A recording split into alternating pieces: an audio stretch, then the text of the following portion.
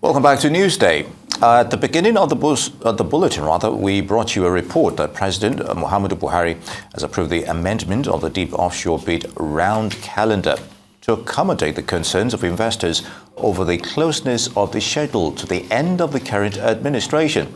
Well, for greater clarity on that and what it all means in the short term, we're now being joined by Nduka Pesa Guobadia, a partner at ENR Advisory, a boutique energy law firm advising oil firms, electricity and mining sector interest. Good to have you with us, Nduka. Thank you, Pesa. All right, good. Pesa Guobadia. Okay, all right. So let's start by the extension deadline for the submission of the technical and commercial bids to May 19th, 2023, and of course the timeline for conclusion of central contract negotiations as between July 3rd and of course 28th of 2023. So what are the stakes for investors here? Can you give us further insight regarding this scenario? I think it was very important to do so, and it was expected, because the deadline before was for 7th of April, very short deadline, considering the amount of data that needed to be processed to understand the opportunity and prepare commercial packages for the bid. I think an extra 6 weeks will help the process succeed better, because it will allow the oil companies, and I think there's a new requirement for the oil companies to partner with local firms. That will give them some more time to develop their partnerships and get ready to submit an effective bid. Because as you know, these are deep offshore blocks, not land blocks, at about 1,000 feet below sea level. So it requires a lot to actually develop a field from there. So to be able to prepare a bid package, the commercials and determine what your signature bonus proposal will be is quite a Herculean task. So it would have been near, really, really impossible, unless you're going to guess, to actually submit it that quickly, especially for local firms, Nigerian firms that we also qualified as applicants amongst the 34 qualified applicants. Yeah. All right, let's talk about transparency. Looking at it, they said they've extended it to actually probably give room for transparency and also continuity. Talk to us about this. So I think at the end of the day, it's important that those blocks are developed, because we have to get the oil out of the ground, right? Because of the transition to the new energy age, decarbonization. Now, but that requires that real, true bids need to be submitted, bids by competent parties, and not just interests who hold on to blocks, but actually parties that can actually develop it.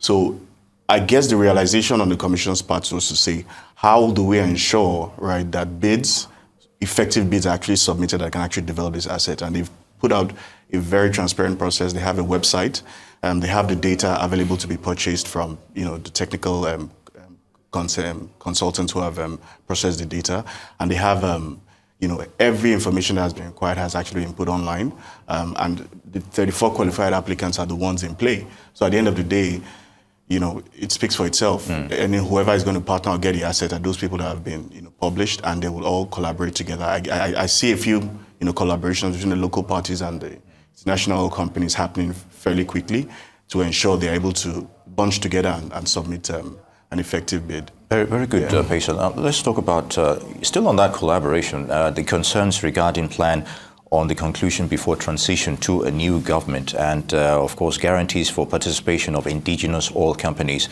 working with multinationals. So what are the prospects here? Are the fears justified regarding continuity from a new government perspective? I think they are. I mean, investor sentiments, always investor sentiments. Why do I spend so much on a bid if I'm not sure I'm going to get it? So I think to allay fears, it was important for the Commission to be very elaborate about the calendar and how it will manage that process going forward. Now, partnering with between the IOCs and the indigenous companies was also very important, because it's required by our laws. The host community, or rather, Local Content Act, we call it Local Content Act, but National Oil and Gas Sector Development Act, was that indigenous firms should be given, pride of place, should be given fair consideration in this sort of bid rounds. So that wasn't included in the requirements before, but that has now been brought in. And to accommodate that, the requirements under the PIA for the NNPC to have a stake in the asset has sort of been removed to allow perhaps the investors see more room to play in the equity to be able to participate in the asset and allow more Nigerians get involved. So I think it's a 50-50 deal, get Nigerians involved through the NNPC, all right, getting a default stake in the asset, or do you actually let commercial interests who have qualified to do so have a stronger play in the equity of these blocks and be able to get more knowledge transfer, more investment, value to companies who employ Nigerians. All right. Let's talk about the IOCs and the international oil companies. And there are talks that there were fears going into this particular bid that they were not sure they would be able to leverage on technology and funding and expertise in the deep offshore. And looking at this was a major concern going into this.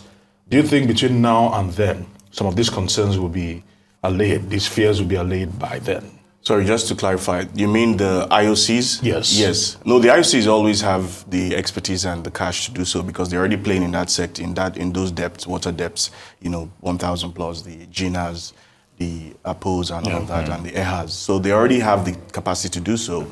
I think for them, what may be the concern, the concerns initially was this sort of forced marriage, between several people bidding and not knowing whether what you get at the end of the process will be on basis on what you submitted.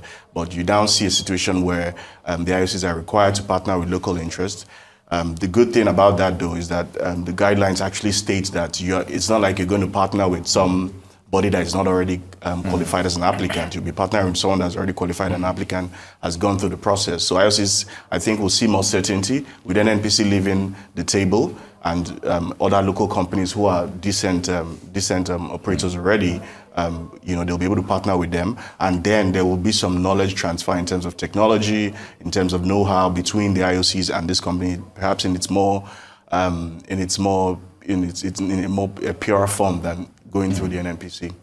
All right, Peter. Earlier on, you alluded to guidelines, as it were, and if I may be specific regarding Section 16, 1A of the Constitution, which says resources of the nation shall be harnessed in a manner that promotes national prosperity and efficient, dynamic and self-sustaining economy. So there's a guideline here. So over time, have stakeholders or prospectors adhered to this, you think, before this amendment scenario? Yes, I think so, because the timelines have been, the timelines and the process that was laid down was set out very clearly for pre-qualification, for prying data, purchase of data, and up to this point where, the qualified applicants have now been announced. So I think we're getting the business end of the schedule where people now have to go back, buy that data, process it, crunch it into a business model that you would be able to sell to your head office or wherever to say, I can develop this asset and get X return from it, and then be able to, submit an effective bid with a signature bonus prize that would make you the winner. So I think so far the process has gone smoothly from when it was conceived last year, December, I think, to now.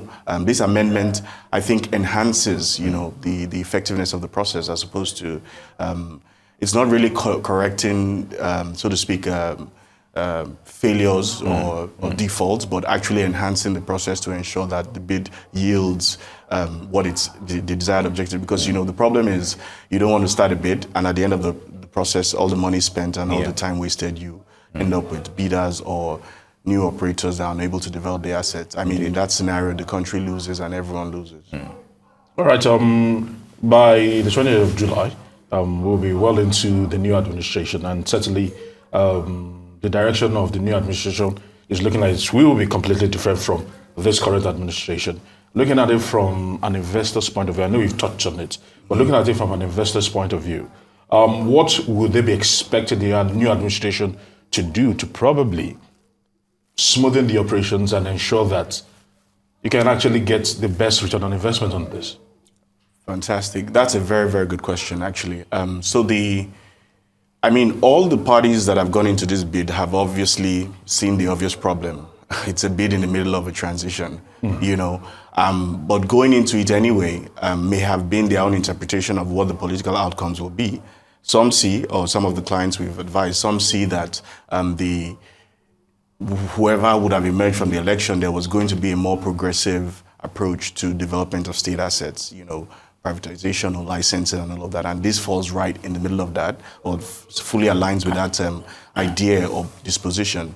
So I think that they generally see that despite the new government coming in, whatever new government will be happy with progress in terms of economic progress, redevelopment, because we need that right now.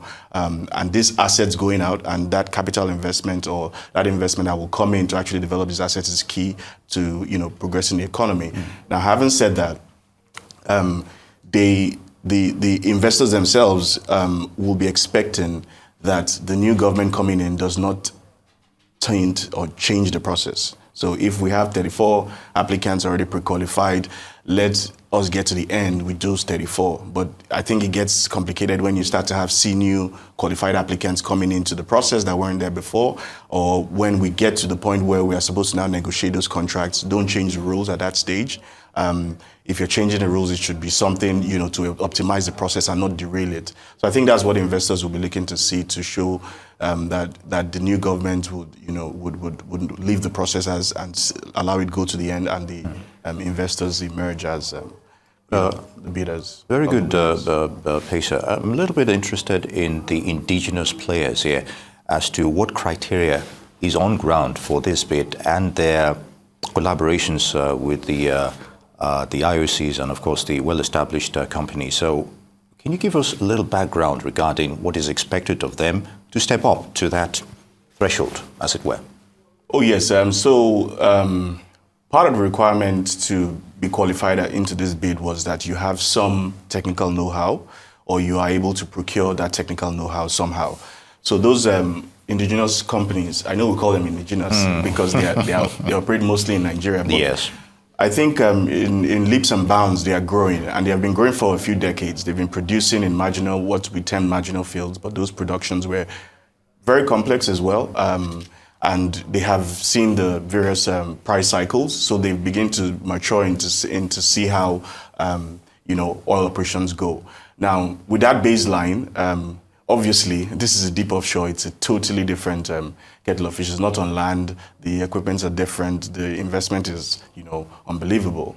But at the end of the day, it's important, if on technical basis or cash basis alone, the reality is that they will not be able to participate effectively or compete with IOCs who have had 100 years and have banks, or what have you. So, but at some point, the government or the state has to, give room for its own companies to participate in the natural resource, and which is the pull back to the Constitution, which you read before, is that it is harnessed for the benefit of the people. So our Local Content Act creates that room to say, in your bids, in your bid strategy, you, the government, always try to ensure that you give a room for local players to be involved, so that they can keep getting technology transfer, getting bigger. And after a while, in a few years, we should see the SEPLATs and the NDPRs and the indigenous players, who have, demonstrated consistency over time, begin to go to the offshore and operate it by themselves. But there will be that gestation period where, these companies develop the technical capacity to play in the deep offshore and the financing to, because it's a long lead investment that is required to develop those assets. And I think we're getting there, and we are on the right track for that. All right. I've been on the right track for that. Let's try to probably diverse this discussion and talk about the fact that while all this is going on, which is very commendable, and we are hoping for the best, looking into the future and looking at what will happen past 28th of July.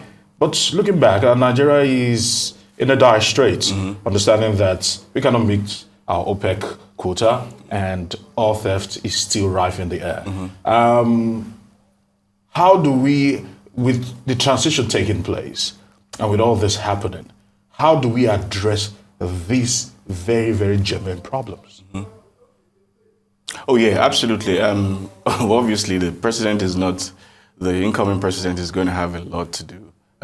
He's starting, from one of the worst positions ever, with everything happening globally and, impacting, inflation and what have you, and tumbling economies. But I think this bid helps, to put perhaps some more energy security into our mix. What we're trying to manage is a crisis, but the more stability in terms of the more shocks you can reduce by some long-term provisioning of reserves coming into play. Like if these assets are able to be produced, reach production in 4 or 5 years, then obviously our energy quota, OPEC quota will not be a problem anymore. We'll have more volumes potentially, because they're still in prospective stage. Yeah. We'll have more volumes to plug that gap. So that will reduce some of the shocks we're currently experiencing, have more oil to sell and have more revenue. But in terms of crude oil theft, that is a big problem. And it's mostly land-based because the pipelines run in different directions. This bid deals with the offshore. So that problem would not really come up there. But for those land-based pipelines, I know that the Commission right now is in the process of issuing new regulations that will deal with metering. It has issued regulations that are dealing with host community interest, trying to put a few elements in the mix that will ensure reduced restiveness and a move away from damaging pipeline infrastructure as the way out. So if these communities are able to developed by the funds that have been created to develop them, then they'll be more cautious to ensure that their environments are not destroyed by thieves or all of that. And obviously, a reporting system will be there to ensure that breakage and vandalism is reported to the authorities. Then on the metering side, now when the metering is done with better metering, then you're able to detect where there are deficiencies in the entire architecture of the evacuation process. But currently, the problem is that there are gaps in the government understanding where those volumes are and what those volumes are. We've had issues about what volumes, But I think metering cures that significantly, and I hear there are regulations in the pipeline for that to try to address or introduce some elements to help better manage that. Indeed, very insightful. We'll see how all this goes. Pesa Guobadia, partner ENR Advisory. Yes. I'd like to thank you for your thoughts on the amendment of the 2022-2023 Deep Offshore Oil Block MiniBid round schedule.